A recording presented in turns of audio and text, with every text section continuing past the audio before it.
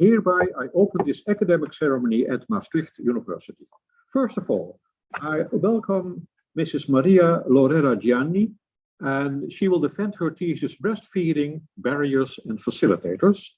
And I will also like to welcome the members of the degree committee, and in particular, the three supervisors. The first supervisor is Dr. Eduardo Villamor. He is Associate Professor at Pediatrics and Neonatology at Maastricht University. And another supervisor, Professor Mosca, is not able to join this ceremony. And I would like also to welcome the co-supervisors, Dr. Cavallaro, and he is pediatrician and neonatologist at the Università degli Studi di Milano in Italy. I will introduce the 6 opponents later during the ceremony, and I would like also to welcome all the followers, the listeners, and the viewers of the live stream. Mrs. Giannì, may I invite you to give a presentation of your thesis? Please go ahead. Yes, just a minute. I'm going to share my screen.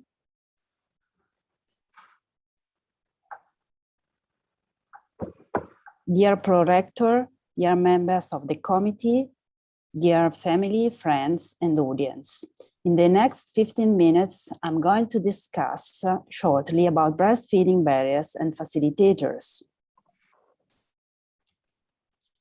Human milk is highly recommended as the optimal infant's nutrition. However, it is not just milk. It actually allows a specific communication between the mother and her child, so that breastfeeding must be considered a human rights issue due to its several health benefits. Breastfed infants actually show a decreased risk in a dose-dependent manner with relation to the development of infectious diseases, sudden infant death syndrome, leukemia, cardiovascular and metabolic diseases in comparison to formula-fed infants. Moreover, they have an improved cognitive outcome in the long term. However, we have to remember that health benefits associated with breastfeeding are not limited to infants, but extends also to mothers who have a decreased risk, always in a dose-dependent manner, with regard to postpartum depression, diabetes mellitus type 2, and breast and ovarian cancer. Coming to preterm infants, it is important to remember that human milk must be considered a personalized medicine for preterm infants because its consumption promotes feeding tolerance and is associated with a reduction in the occurrence of the most frequent and severe complications associated with prematurity, including late onset sepsis, necrotizing enterocolitis, retinopathy of prematurity, and bronchopulmonary dysplasia. Even though health benefits associated with breastfeeding have been widely acknowledged, global breastfeeding rates remain far below international targets, particularly in high-income countries. And as you can see here in the figure, most of the European countries are actually highlighted in light green, which reflects that breastfeeding rates are far lower than recommended targets. Preterm infants are even at higher risk for breastfeeding failure and early cessation due to the fact that admission to neonatal intensive care unit represents a highly stressful condition due to the occurrence of infant-mother separation. Within such a complex framework, the identification of the determinants of and barriers to breastfeeding represents a high priority, since it allows to refine policies and interventions aimed at promoting breastfeeding success. We therefore explored the experience of breastfeeding difficulties by a cohort of mothers who gave birth to healthy full-term infants and who were interviewed at 3 months after delivery. A total of 70% of the mothers reported breastfeeding difficulties related to several areas, including lifestyle, medical, lactational, nutritional, and psychosocial factors. In light of the high percentage of mothers who had experienced breastfeeding difficulties, we then wanted to explore whether mothers were adequately informed and educated about breastfeeding during postpartum hospital stay. And it turned out that 1 out of 2 mothers was not informed about mother's milk benefits and infants' early hunger cues. Moreover, 1 out of 4 mothers was not educated about correct latching and breastfeeding positions, and the vast majority of them was not educated about lactational techniques, alternative feeding methods, and pacifier use and limitation. These results actually highlight the fact that healthcare professionals do not take enough advantage of the time mothers spend during hospital stay in order to educate and inform them about breastfeeding, although postpartum hospital stay is undoubtedly an admissible opportunity for this important responsibility. Among breastfeeding determinants, emotional maternal experience has been poorly investigated. Therefore, we aim to explore the maternal emotional experience of a cohort of mothers who gave birth to full-term infants and who were primiparous. Almost all the mothers, as you can see in the table, experienced positive feelings, including joy, fulfillment, serenity, and gratification. However, almost 40% of them reported either mixed or negative emotions. Furthermore, we aim to evaluate whether there was a relationship between the occurrence of formula feeding at 3 months after delivery and the experience of negative feelings. And it turned out that the percentage of mothers who were formula feeding at 3 months was significantly higher in those who had experienced negative feelings, including fear, sadness, anger, and concern, than in those who did not. And these results highlight the lack of adequate emotional support for mothers who experience negative feelings during breastfeeding, although this kind of support is extremely important for breastfeeding promotion. The COVID-19 pandemic we are still facing nowadays has led to significant changes in perinatal care that may negatively affect mothers' emotional state and breastfeeding. Therefore, we aim to investigate whether the partner's restricting visiting policies could have a negative impact on perception of caregiver support. And it turned out that mothers whose partner was not allowed to stay during hospital stay perceived a significantly lower caregiving support in comparison to mothers whose partner was allowed to stay. Sorry, I had a technical issue. Can you see my screen? Yes. Yes, sorry, I had a technical issue and I couldn't see anything at one moment, but now it seems that everything works. Please proceed. Yes, thank you. Moreover, it turned out that mothers that did not have the opportunity of being close to their partners were at higher risk, more than double, to gain a score equal or higher than 30 at state A scale, reflecting the perception of a significantly higher maternal anxiety, which in turn could negatively affect breastfeeding outcomes.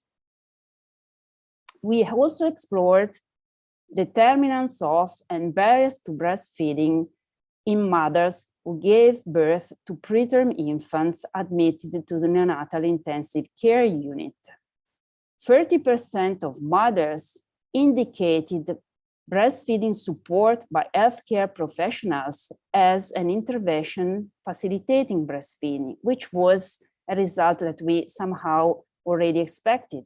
More importantly, 18% of the interviewed mothers indicated that being having the opportunity of being close to their infant and the opportunity for implementing skin-to-skin contact was also perceived as an intervention facilitating breastfeeding, which means and highlights the importance of trying to reconnect the infant-mother dyad even during hospital stay.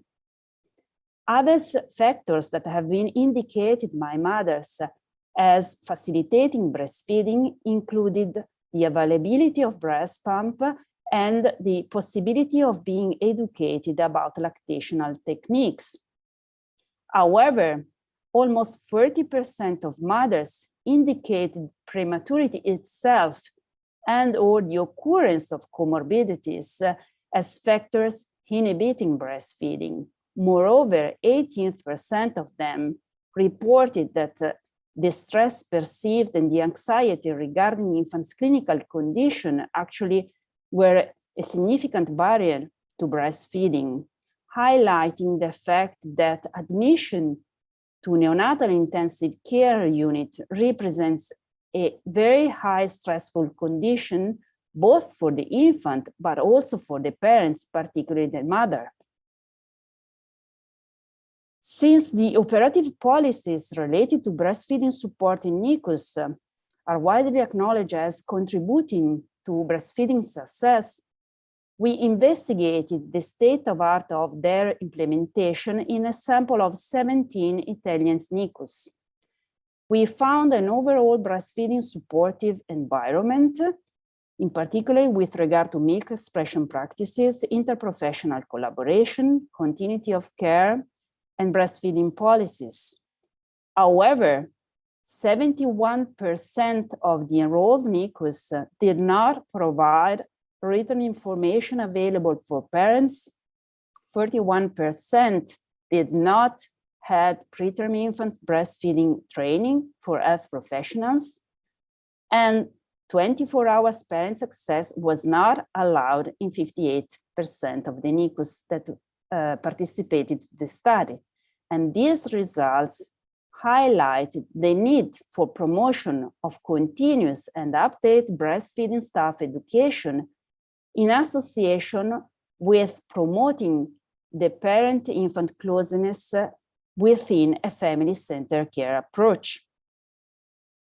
So on the basis of the present results, we can conclude that provision of continued tailored professional support for breastfeeding is crucial, but it is also important to take into account not only the biomedical aspects of lactation, but also the maternal emotional breastfeeding experience.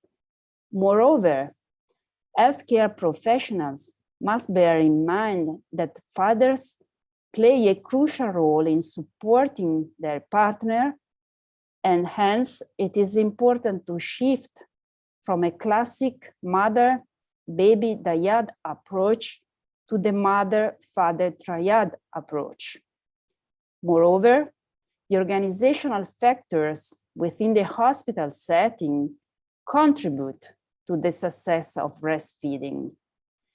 If we achieve the implementation of the several different aspects, then we will significantly contribute to break down breastfeeding barriers, and as a result, we will contribute significantly to health equity and reduction of disparities. Breastfeeding saves lives. Life is a journey during which we experience ongoing changes, but provided we keep on looking at the world through the newborn's eyes, we will achieve successes taking advantage from past experience. I give now back the word to the prorector.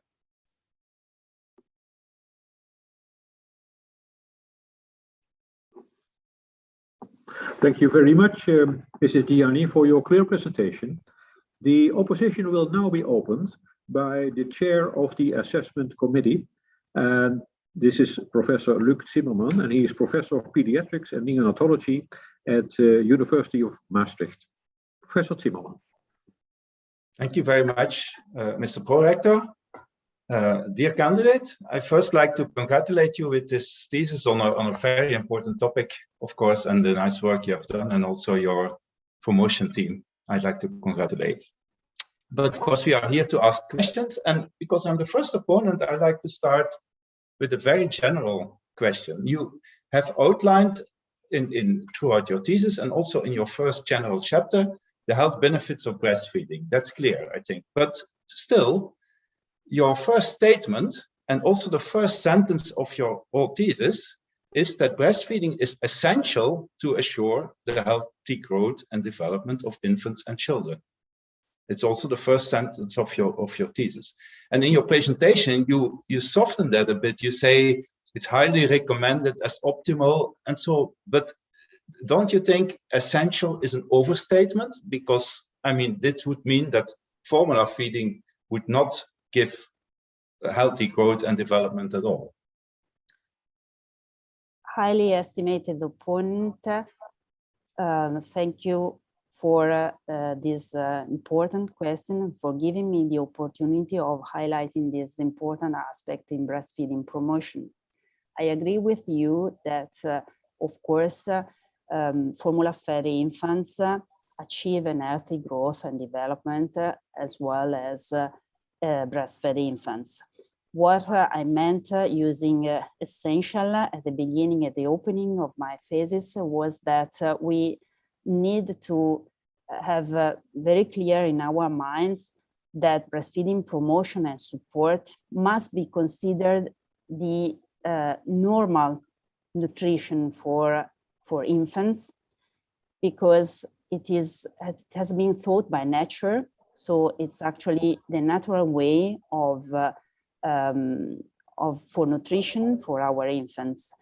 Research and advances in research allows us for improving formulas so that even infants that have not the opportunity of being breastfed can optimize their growth and development. However, it has been widely acknowledged, and there is a huge amount of evidence that indicates that human milk feeding in terms of both macronutrients and bioactive factors optimize the health and development of every infant.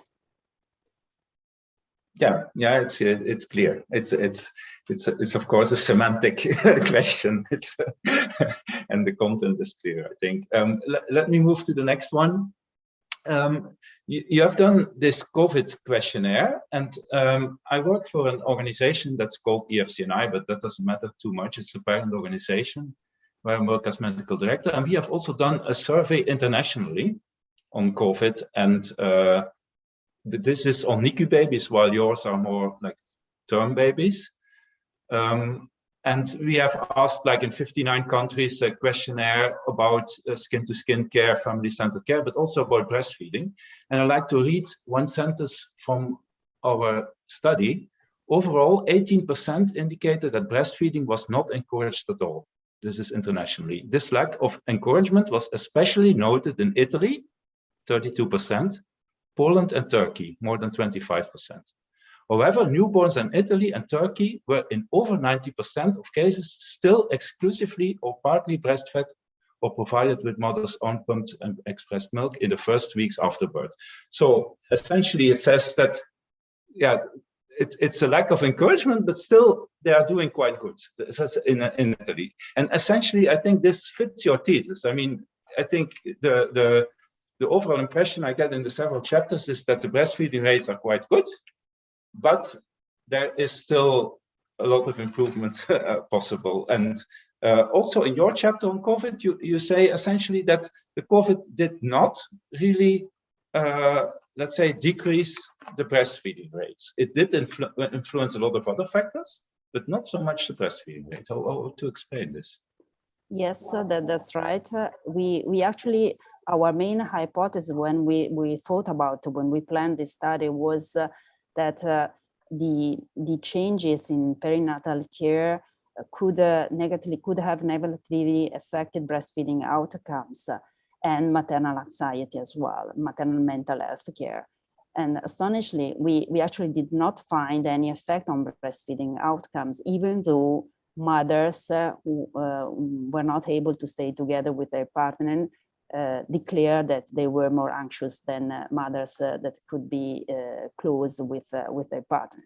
And we explained these results taking into account the fact that probably healthcare professionals were such supportive with breastfeeding that we were not able to find a negative effect on this kind of outcome, even though we didn't have a follow-up study, so that we are not sure whether this kind of situation, this change in perinatal care, may have affected breastfeeding outcomes in the medium and long term.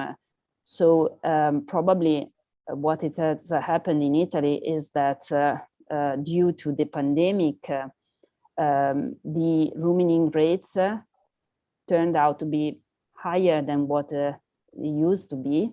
And probably the fact that the infants were kept in the mother's room more time than what it was used to happen before pandemic probably contribute to breastfeeding success in this specific case. Yeah, although a very short one, because I wanted to ask this much longer, but in your chapter about the Italian survey, you conclude that NICUs appear to provide breastfeeding supportive environments, but as you also shown in your presentation and also in the chapter, many information is still lacking, and also counseling and so is 50% or so, that kind of range, but not really like 100%. Yes, that's right. However, the study addressing the changes in perinatal care during pandemic was related to neonatal ward, not NICUs. So that's why we actually interviewed mothers whose infants were admitted to the neonatal ward, because generally speaking in Italy, even infants born who were born healthy and full term normally stay 48, 72 hours. And during postpartum hospital stay, we try to keep them with the mothers, of course. So we try to implement rooming. So the results of our study actually relate to healthy full-term infants, not preterms. Thank you for your answers. Time is running fast, so I give the word back to the rector. Thank you so much for your answers. Thank you. Thank you very much, Professor Zimmermann. The following opponent is Professor Enrico Lopriore. He is Professor of Neonatology and Fetal Medicine at the Leiden University Medical Center in Leiden, the Netherlands. Professor Lopriore. Thank you very much. And dear candidate, I read with a lot of interest your thesis and also learned a lot about breastfeeding. So thank you and congratulations for your work to you and your team of supervisors. As an Italian, I know, just as you, how important good food is, and also how important the mother is, la mamma.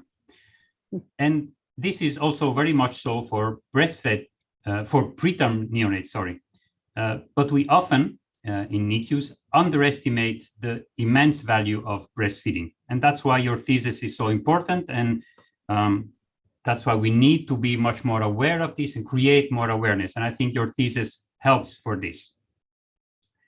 Now, my questions relate mainly to chapter 7. In this chapter, in this study, you performed a questionnaire study to evaluate and compare breastfeeding practices in Italian NICUs. And this survey was done through a 15-minute telephone contact with the head nurses of these NICUs, if I'm correct. You found that although many NICUs appear to have guidelines and policies to stimulate breastfeeding, several NICUs did not. And so I think you concluded that there is still room for improvement, and I totally agree with you. And it's probably not the different situation in the Netherlands.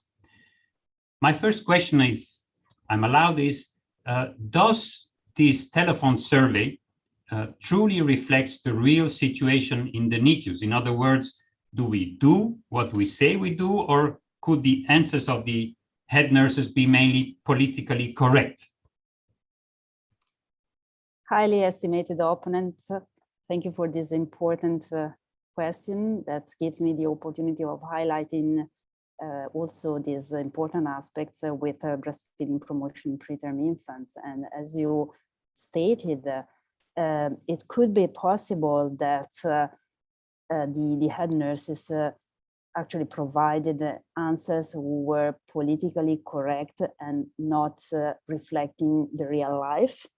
However, we have to take into account that this possibility is spread all over the interviewed head nurses, so we can somehow, at least this is my opinion, trust them in terms of taking into account the fact that it is an anonymous survey. It was not possible to identify which center was responsible for one answer or the other. And we tried to inform about the study, the head nurses that we reached out by telephone, trying to highlight the importance of these questionnaires, which could provide a general picture of the state of art of the Italian operative policies, at least in the Nicus that were enrolled in the study, so that we could work together in order to implement breastfeeding promotion and support. Also because we have, breastfeeding rates in our Nicus are not so high. There is a lot of space for room for improvement. So it's important that we work in this direction. Thank you. I agree with you. And my second question was just a short question. It was done the survey in 17 NICUs, of which 16 in the north and 1 in the south. Are there no more NICUs in the south, or why was this choice of more in the north? And does this reflect the situation in the whole of Italy? That's a very important question, because we face the problem of trying to reach not every NICUs really, but at least most of them, in order to have a representative samples with regard to the information we were asking for. However, most of the NICUs who gave answers to our questionnaires were located in the north of Italy.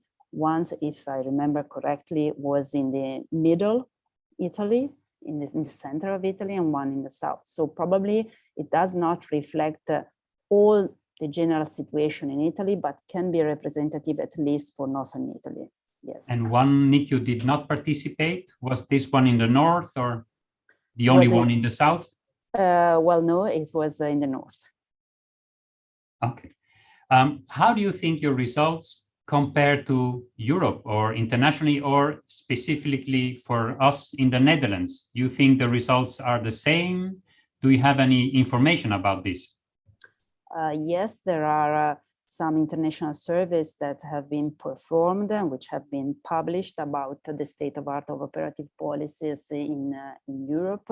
And I could say that our situation with regard to Italian NICUs actually are in line with other NICUs in the other European countries, even though each countries have specific characteristics, of course, and must adhere to specific local guidelines as well, in addition to international guidelines and recommendations. And you know anything about the situation in the Netherlands? I ask this because I'm not very aware of that.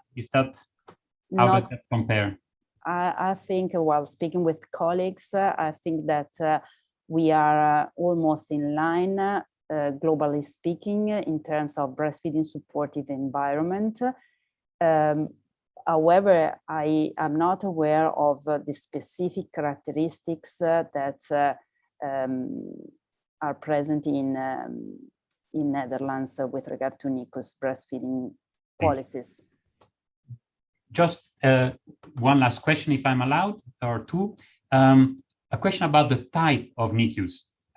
We have 2 types of NICUs, single room units and open bay units. I don't know how the percentage is in Italy of single room and open bay.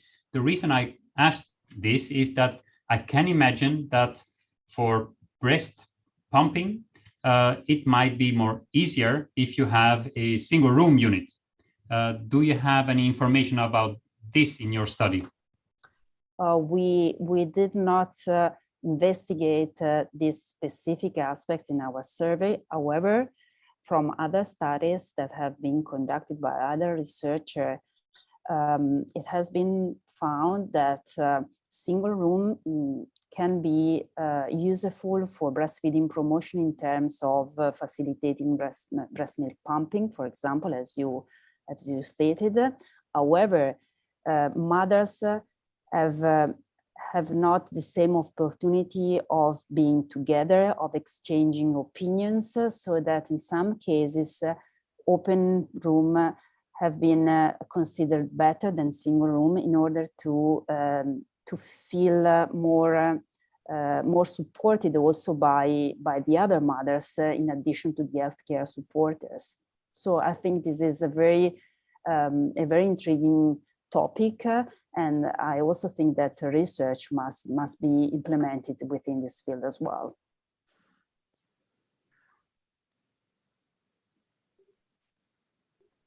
My connection is not that good. Oh, yeah. Stable, Well, but I thank you very much for your answers. I give the word back to fine. Thank you very much, Professor Lopriore. The opposition will be continued by Professor Gert-Jan Driessen. He is Professor of Pediatrics at Maastricht University Medical Center. Professor Driessen. Thank you, Pro-Rector. Dear candidates, first of all, I want to congratulate you with this important thesis, and I want to extend the congratulations to your supervising team. The majority of your thesis is concerning breastfeeding practices, but as an immunologist, I was also attracted to chapter 5, where you elaborate, apart from breastfeeding, also on choices of vaccination in children. And which is also very important for child health, maybe as important as breastfeeding, but I will not ask you to choose between the two. And you ask mothers how they get information about vaccination, but what about my first question is, what about the fathers when you look at the vaccination issue? They are not included in your survey. Yeah, highly estimated opponent, thank you for this important question, because as I stated in the conclusion of my thesis, I underlined the important role played by fathers. However, within the specific context of the study that has been included in the booklet of the thesis, we focused on mothers since we wanted to investigate whether postpartum hospital stay could be a good opportunity for healthcare professionals to inform and educate mothers with relation not only to breastfeeding promotion and support, but also with regard to vaccination, since we thought that both breastfeeding and vaccination could be strictly interrelated in terms of preventing measures, of course. And again, you are right, I agree with you when we have to thinking about the mother, infant, and father triad. However, in this specific case, it was easier to reach mothers because we had more opportunity of interviewing them at hospital discharge. And we were also curious of trying to identify which was the main source of information for mothers. And it turned out that healthcare professionals were identified as the first source in not the majority of cases, which was really astonishing for us, and also a little bit worrisome, because internet is reported as an important source of information as well. And this is an important aspect to take into account. Okay, thank you very much for your answer. I'm glad you also appreciate the role of the fathers, although it's not in chapter 5. The internet, you already mentioned the internet. There's all kinds of information on the internet, and also a lot of misconceptions. You mentioned vaccination weaken the immune system, they cause autism, diseases that they are no longer a threat to the population, a lot of misconceptions. And my question is what is an effective strategy to combat these misconceptions? Is that mainly the postpartum period, or do you think there are other strategies to combat hesitancy or refusal of vaccinations? What's the optimal strategy? That's a great question. I don't know if I have the right answer for this important question, but in my opinion, information and education about vaccination should start from the real beginning, which means before delivery. And I think that information should be spread through different channels, probably including internet as well, but mothers and fathers must be informed on how to use this information and which are the right channel to use for giving adequate information. So that's why I think that prenatal course play a crucial role with this regard as well, and for breastfeeding support as well. We as healthcare professionals are extremely important in guiding the parents' choice for breastfeeding, or for nutrition, for infants' nutrition, for vaccination as well.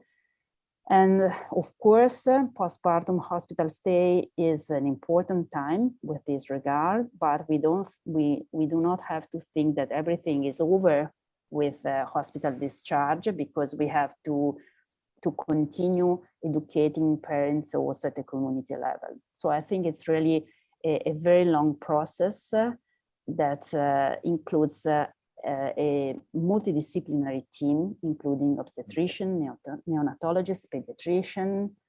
So there's not one most effective strategy. I don't think so, really. Yeah. I learned that the Italian government in 2017 made 10 different vaccinations compulsory. You do not mention it in your chapter. Is that not a solution for everything? Just make it compulsory and fine people when they don't want to vaccinate their children. What do you think about compulsory vaccinations? I do not really think that it's a solution. It could be a temporary solution, not a definitive one, because I think that we have to improve the culture about vaccination. And Italian government was in some ways obliged to make vaccination compulsory, because we do not have enough culture about it. And we can see it also with what is happening nowadays with COVID vaccination. We have a great no-vax movement. And I think that the problem is related not only to, it's not just a cultural problem, but also a kind of trusting healthcare professionals as well. Yeah. So it's not one way or another. Thank you. Yeah. Thank you very much for your answers, which are really satisfactory. So I'll give the work back to the pro-rector. Thank you, Professor Driessen, and thank you for being the secretary of the committee. The next opponent is Professor Antonius Mulder. He is professor of neonatology at the University Hospital in Antwerp, Belgium. Professor Mulder. Thank you, Mr. Pro-Rector. Dear candidate, first I would like to congratulate you with your impressive work in this thesis. It gives a very good insight in the factors which have impact on the success of starting up and giving breastfeeding in the NICU, and also other places, of course. In addition, I also like to congratulate the promoter team with the results and thank everybody for the invitation to be part of this ceremony. Of course, I'm supposed to ask you some critical questions, so I would like to start with two small general questions, because you have in your manuscript, you did several studies exploring the barriers and facilitators for breastfeeding, and you come to some in your conclusions to the conclusion that we can improve a lot, at least in Italy, and I think also in the Netherlands and in Belgium. But you use mostly questionnaires. And I wonder, when you are searching for experiences and for emotions, wouldn't it be a little bit more suitable to use a mixed model using qualitative research as well, like face-to-face interviews or focus group interviews, which could give a little bit more more deeper insight, I think, in these experiences. And second related question is, why did you focus on the mothers? Because there are many more stakeholders. Think of lactation specialists, nurses, doctors. I think they can also give insight in barriers and facilitators. Highly estimated opponent, thank you so much for these questions that allow me to clarify these important points. With regards to the fact that we have mainly used questionnaires, so we have investigated the facilitators of breastfeeding and barriers to breastfeeding in terms of quantitative research. We are actually approaching a qualitative research now with the use of focus groups, as you are suggesting now.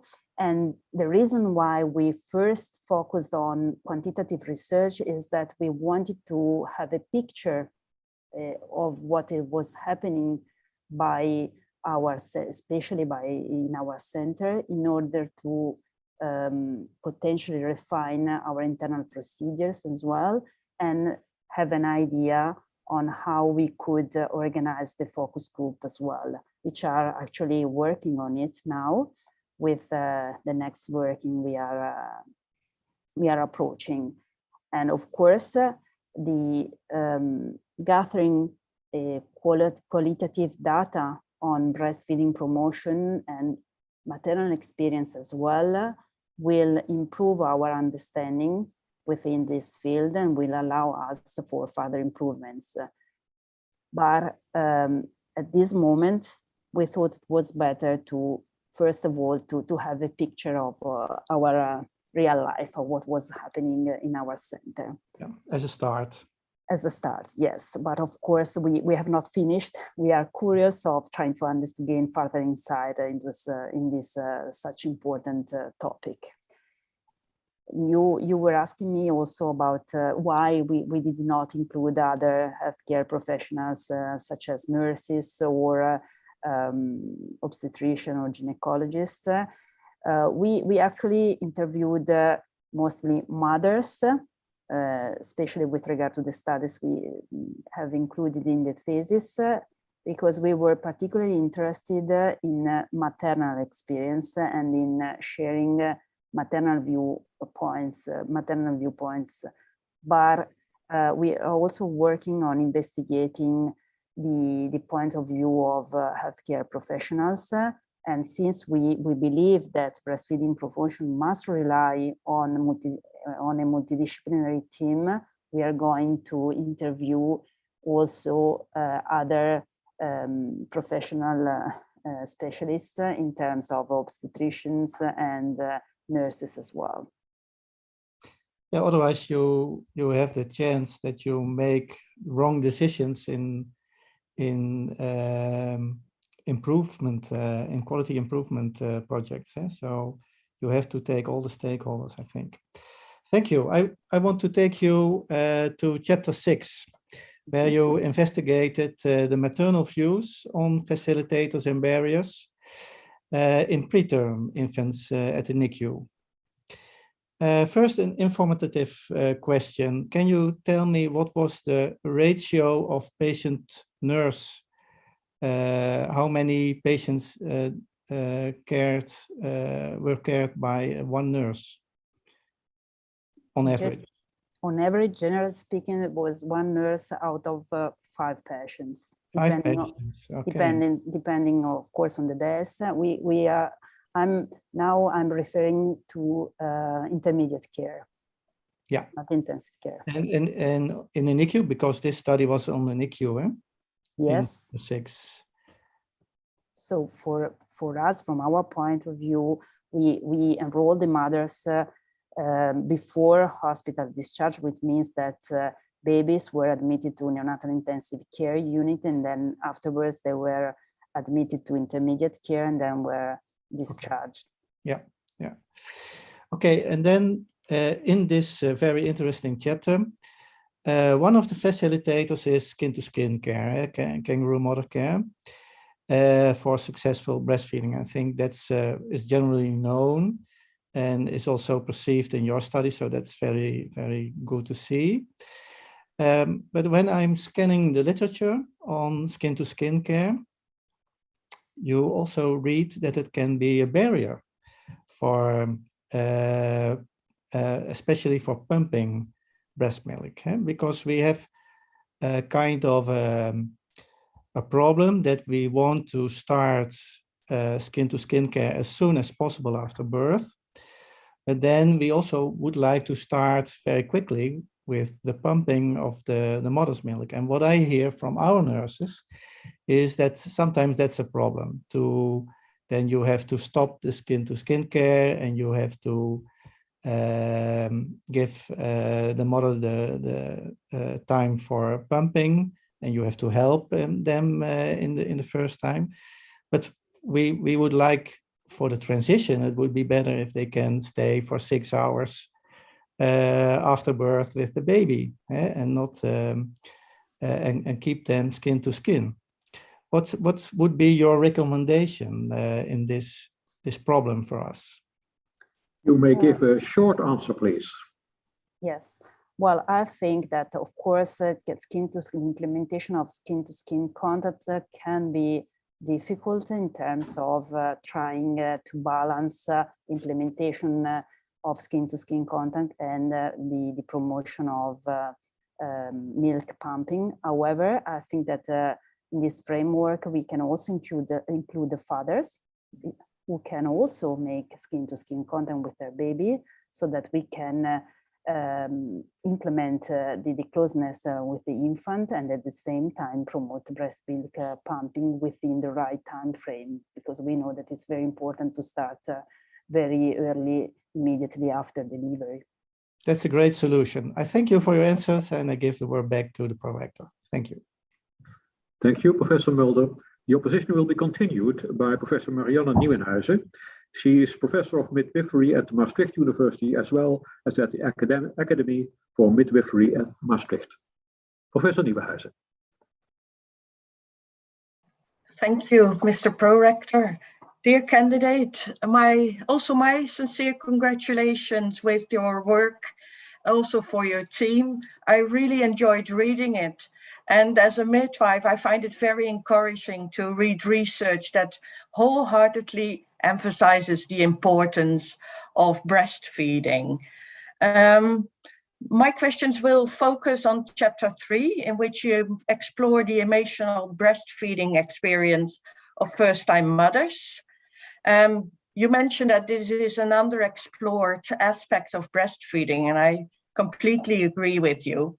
So it was very nice to read that you handed us more results and more insights. But I also wondered why you didn't choose a qualitative approach. But since you've chosen a more quantitative questionnaire and a more quantitative approach, I have a couple of questions around the instrument. Why was it only developed with professionals giving input? Did you consider getting women involved with negative and positive experiences to really validate the instrument? And do you feel that you have captured all the relevant aspects involved in the experience of breastfeeding, and especially the ones that facilitate that experience? Highly estimated opponent, thank you for giving me the opportunity of discussing these important aspects with regard to the maternal emotional experience. And as I said before, we choose quantitative research as a start for then focusing on qualitative research.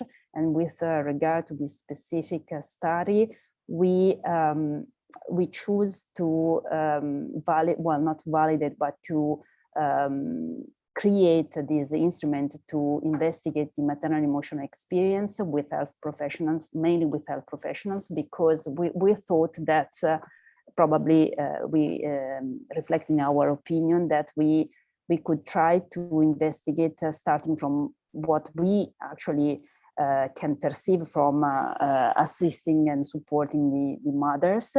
And then we are actually also thinking of going on with this kind of studies who investigate maternal health. So that's why we are now we have an ongoing study focusing on emotional maternal experience during COVID-19 pandemic.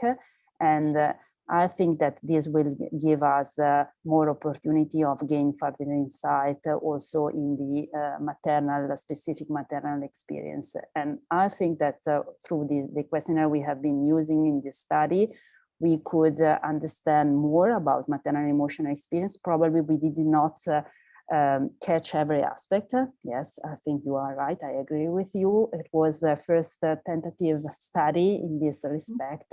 And hopefully we are going to have new results to present in future occasions. Okay, that's very encouraging to hear, as we know that the experience from women are often different of what we think as professionals that women experience. So it'd be very interesting to read the work on that.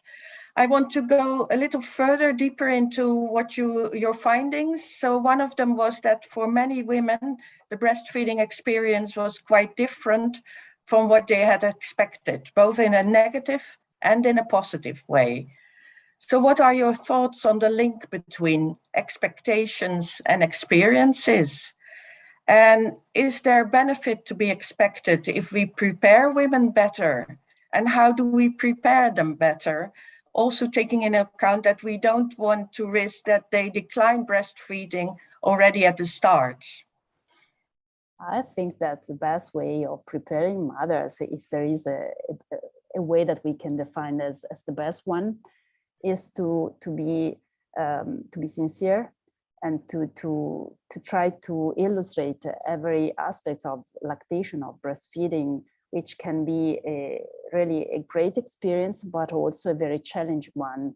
Maybe not for every mother, but it can happen. It is a demanding task also in terms of physical commitment. I mean, in this respect, I really answer as a mother who has breastfed. So I think that especially when you are a first-time mother, you expect that everything is very nice. It comes without fatigue, without exhaustion, which is not really always the case. So I think that mothers could be a little bit prepared about this, so that it's not going to be shocking, probably, this kind of experience. And of course, support and assistance of mothers, also from an emotional point of view, I think it's very, very important, because otherwise the risk of developing postpartum depression is further higher than what we expect. Okay, thank you.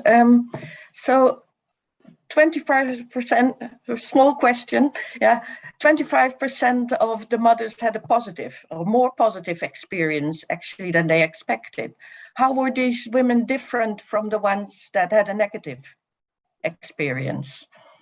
We did not find any difference in terms of basal characteristics. Of course, we have to hypothesize that there are some specific traits of character, of personal experience, also tracking back to probably infancy, about their previous personal experience that could have positively affected also their breastfeeding experience, which is of course also known in literature and which is important as well. Okay, thank you. I'm satisfied with the answers. I give the word back to the pro-rector. Thank you very much, Professor Nieuwenhuizen. The opposition will be continued by Dr. Danilo Gavilanes. He is Associate Professor and Pediatric and Neonatologist at Maastricht University Medical Center in Maastricht. Professor Dr. Gavilanes. Thank you, Mr. Prorector. Dear PhD candidate, my congratulations for the work you are defending. The topic is extremely relevant and you have added important data and developments as well. And my congratulations to the promotion team, Dr. Villamor, Professor Mosca, Dr. Cavallaro, especially for this productive collaboration. Dear candidate, I would like to ask you a couple of questions.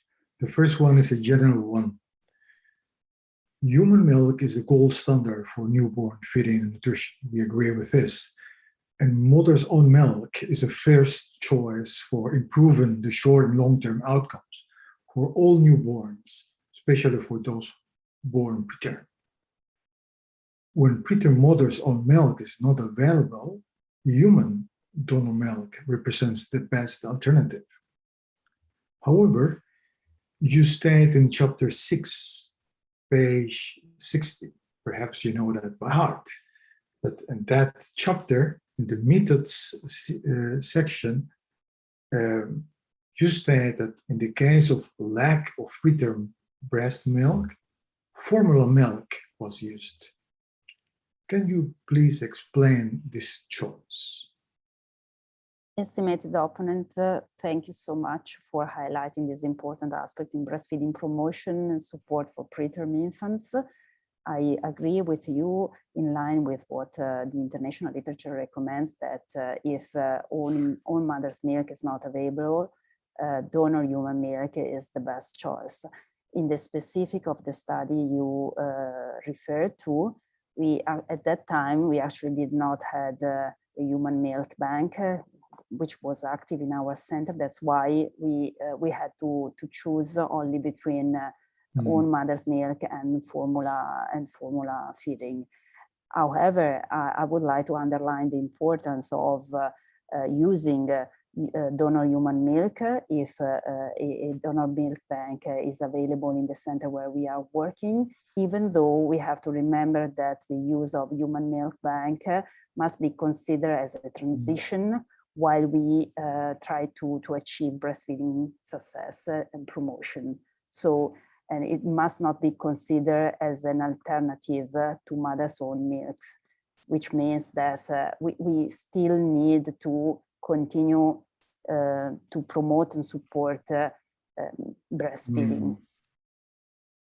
Yes, actually, I realized that at that time, the 6-month survey took place in 2016. So thank you for the answer. I would like to ask you a question related to chapter 4. How to explain the lack of impact of the objectivized maternal anxiety? It's about anxiety. You have anxiety, it's objectivized. And the reason was that the restrictions in partners visiting in breastfeeding rates at the church. How you, for me, or for somebody who's reading this article, is quite counterintuitive. Did you expect that outcome? Not really. We actually thought that maternal anxiety, the perception of higher maternal anxiety, would have led to a reduction of breastfeeding rates, which was not really the case.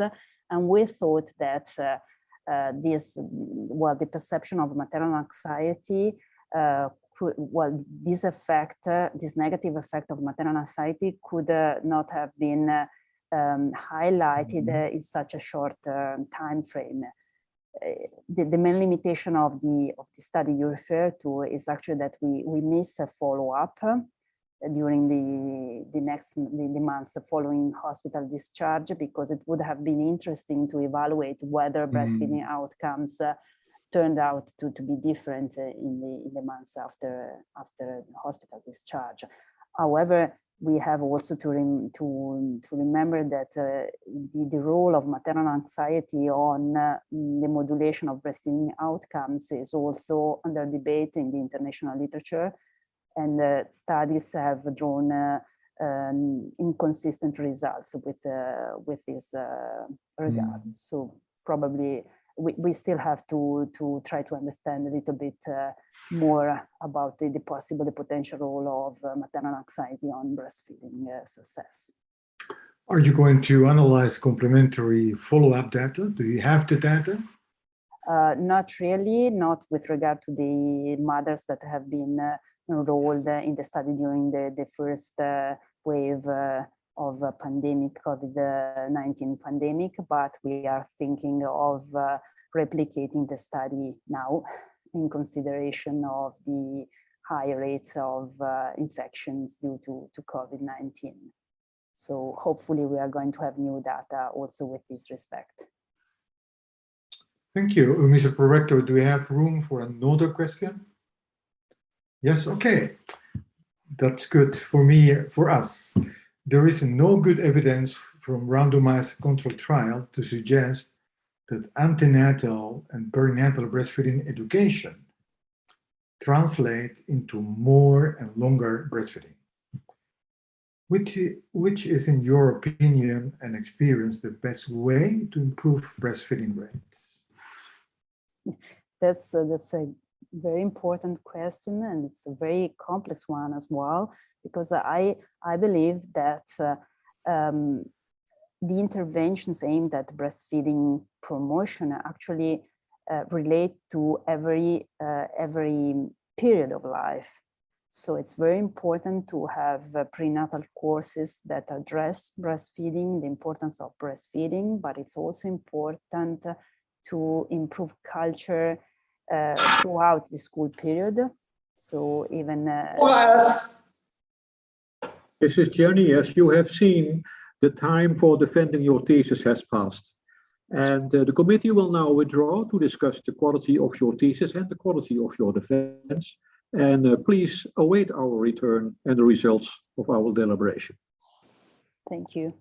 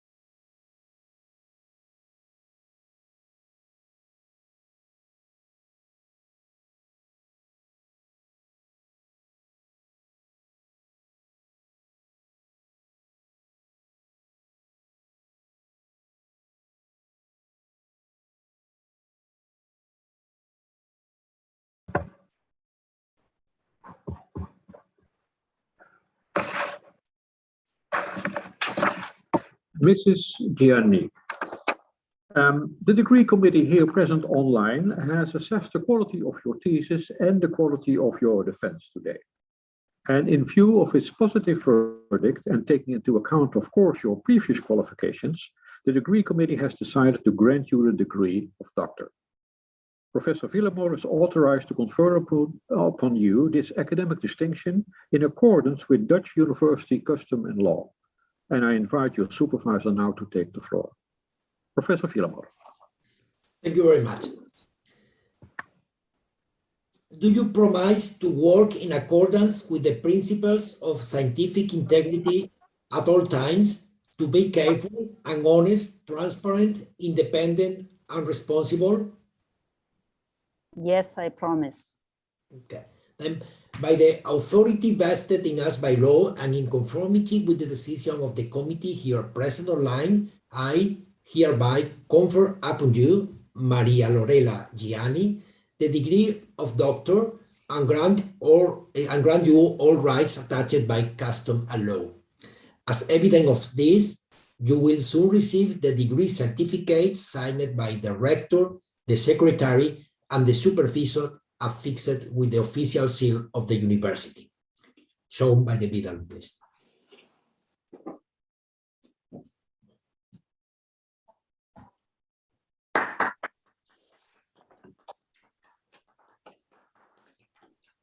Thank you. Please, Giacomo, no, Professor Dr. Cavallaro.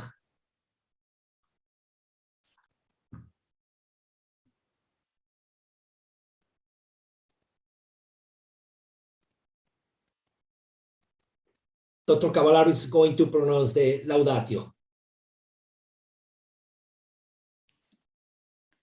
I think he got disconnected from Zoom.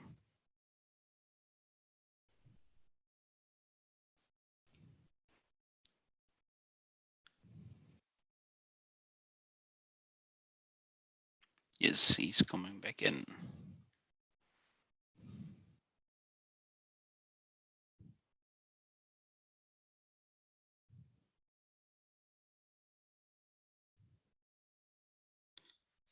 That is in the day and age of Zoom and internet connections that this sometimes happens.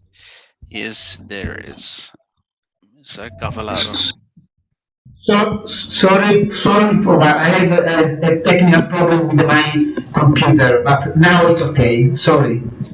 No problem. We just taken the oath, and we were at the point for the laudatio. So you are right back at the right point. So if you would proceed with the laudatio. Yes. Then please go ahead. Now? Yes. Yes. Now. Well, dear Lorella, you have finally reached the prestigious goal. You are a woman with many qualities, human and scientific. You are always available to solve and help me when I have scientific and relational doubts.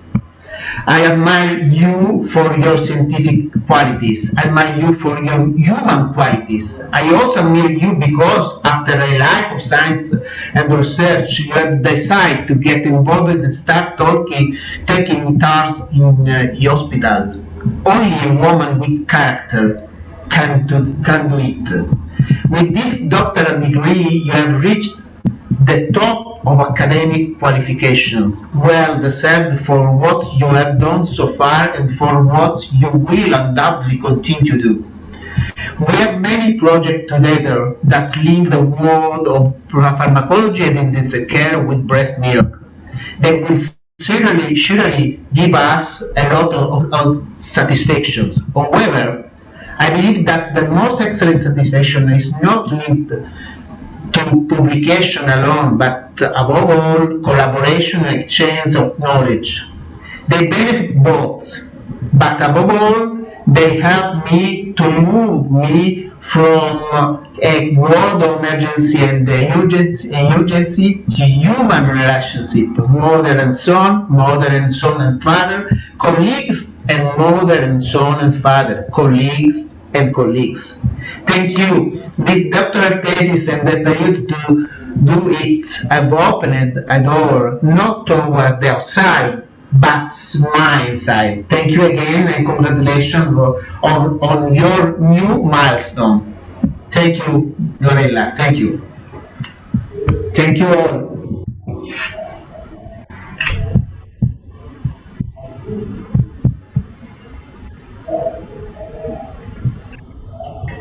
Esteemed Dr. Giannì, dear Lorella, it's my great pleasure to congratulate you with your doctorate and the honor you have acquired today. I do that also on behalf of the Board of Deans of Maastricht University, and I would like to share with you some impressions of the committee. We have seen an interesting presentation about the subject of your thesis, and we have graded your thesis as a good thesis with high quality, and it is well written. And you showed us today in your defense, which we are very satisfied with that. You showed your expertise and you showed your experience in the field that you have studied. And again, we would like to congratulate you with that result. And I also congratulate your 3 supervisors. And of course, we can see now today Dr. Eduardo Villamor, your first supervisor, but we miss your second supervisor, Professor Mosca. He was not able to join us today. And I would also like to include in my congratulations the third supervisors, Dr. Cavallero, who just gave his laudatio to your thesis and your defense today. And of course, I include in my congratulations your husband, your children, and not to forget your parents and other members of your family.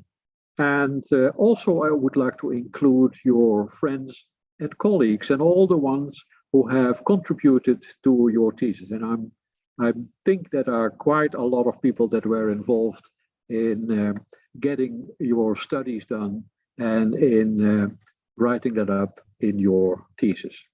I also would like to thank all the members of the both committees so I include here the thesis assessment committee, so most of the opponents, and all other members of the degree committee. And in particular, we appreciate the presence and the contributions of all in particular, the external members from Italy, from Belgium, and also from Maastricht. So thank you all for your contributions. We appreciate that. And now we have come to the end of the ceremony, and here I close this academic ceremony.